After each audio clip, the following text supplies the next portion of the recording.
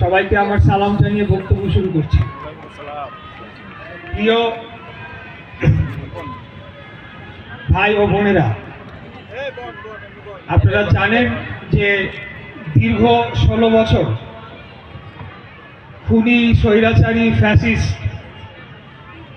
হাসিনার বিরুদ্ধে আন্দোলন সংগ্রাম করে গত 5ই আগস্ট ছাত্র জনতার গণ অভ্যুত্থানের মাধ্যমে স্বৈরাচারের পতন হয় এবং আমরা আবারও একটা স্বাধীন বাংলাদেশে আমরা মাথা উঁচু করে দাঁড়ানোর সুযোগ আমরা পাই। এই দীর্ঘ আন্দোলনে রিক্সা চালক, ভ্যান চালক, অটো চালক, আপনারা যারা ভাই ও বোনেরা রয়েছে, বিশেষ করে ভাইয়েরা যারা রয়েছে, আপনাদের যে ত্যাগ সেটি বাংলাদেশের জনগণ আজীবন মনে রাখবে। আমরা আজীবন কৃতজ্ঞ থাকবো। ইতিহাসের পাতায় অবশ্যই এটা স্বর্ণাক্ষরে লেখা থাকবে।